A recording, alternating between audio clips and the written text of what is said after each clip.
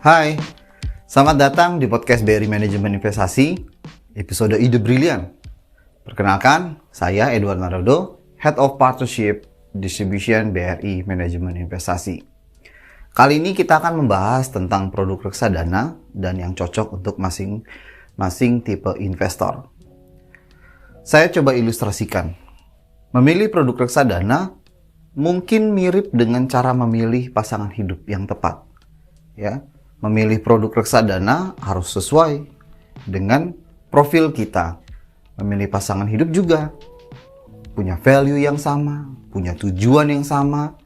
Nah, dan juga jangan lupa punya visi yang sama dan juga tingkat risiko yang sama untuk kedepannya. Dalam produk reksadana, kita juga harus ingat dengan risiko. Banyak sekali dari kita hanya mengutamakan mencari keuntungan. Padahal kita harus menganalisa terlebih dahulu apa saja yang menjadi tujuan kita di masa depan.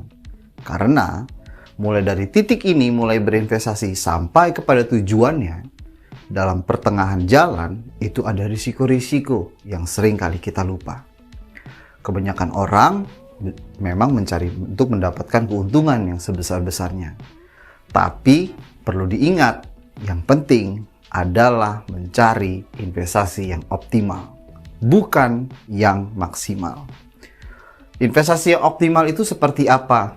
Maksudnya adalah investasi yang hasilnya sudah sesuai dengan risiko yang mampu kita tolerir. Oleh karena itu, carilah produk investasi yang memberikan hasil yang optimal, bukan yang maksimal. Lalu, bagaimana sih cara kita memilih reksadana agar sesuai dengan profil risiko yang kita miliki? Bagi sobat berinvestasi yang belum tahu, setiap orang yang mau berinvestasi di reksadana itu boleh memilih produk walaupun tidak sesuai dengan profil risikonya. Tapi, sebelum berinvestasi, wajib membaca dan memahami prospektus. Apa itu prospektus? Prospektus adalah salah satu dokumen yang berisikan rincian mengenai produk reksadana. Teorinya, profil risiko itu dibagi jadi 3. Ada konservatif, moderat, dan juga agresif. Faktor profil ini ditentukan dari berbagai macam pertimbangan, baik dari usia, tingkat penghasilan, pengetahuan akan produk pasar modal, dan juga apakah seseorang tersebut memiliki literasi yang cukup atau bahkan tinggi terhadap berbagai instrumen keuangan. Biasanya, semakin tinggi tingkat literasinya, toleransinya juga semakin tinggi terhadap risiko suatu produk reksadana. Saya ambil contoh dulu profil risiko yang konservatif.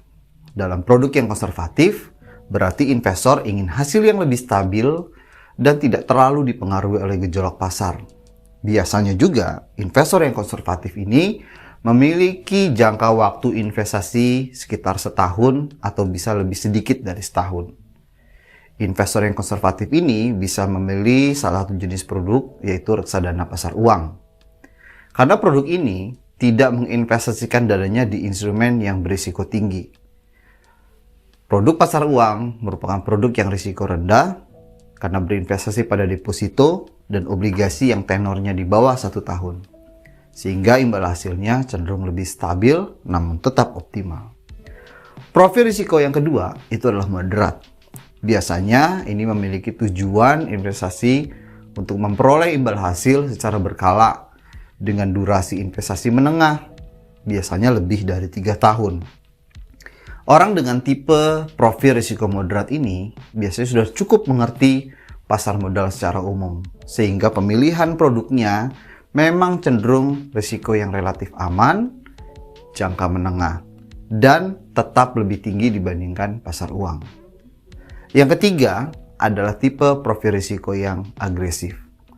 Calon investor ini biasanya menginginkan pertumbuhan yang sesuai sama katanya, agresif, investasi optimal, dan cenderung mampu berinvestasi lebih dari 5 tahun.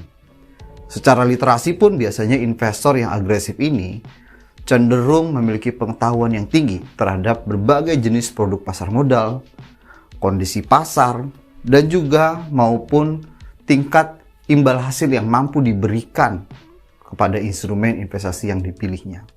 Biasanya, pilihan investor agresif itu turun kepada jenis produk reksadana saham.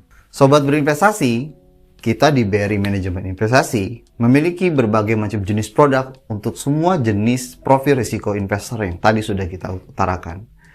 Untuk tipe investor konservatif, kita memiliki seruni pasar uang 2. Seruni pasar uang merupakan jenis reksadana pasar uang yang berinvestasi di deposito dan juga obligasi dengan peringkat layak investasi dan tenornya jatuh di bawah 1 tahun. Untuk tipe investor yang moderat, kita memiliki melati pendapatan utama atau juga bisa berinvestasi di Balance Regular Income Fund. Kedua reksadana ini berinvestasi pada instrumen obligasi atau surat utang negara. Kemudian untuk tipe investor yang agresif, kita memiliki 2 jenis nilai tukar. Yang pertama adalah produk reksadana MSCI ESG Screen Kelas A yang merupakan reksadana indeks yang berinvestasi pada indeks MSCI ESG Screen. Kemudian kita juga memiliki G20 Sharia Equity Fund Dollar, yaitu reksadana yang berinvestasi pada saham-saham di pasar modal global dari berbagai negara di dunia. Nah, sobat berinvestasi, jangan lupa untuk selalu ukur profil risiko dan pilihlah strategi atau produk investasi yang sesuai dengan profil risikonya masing-masing. Saya tekankan, investasi reksadana itu diperuntukkan bukan untuk mendapatkan keuntungan yang maksimal, tapi yang optimal. Namun butuh konsistensi juga sampai bisa menuju kebebasan finansial.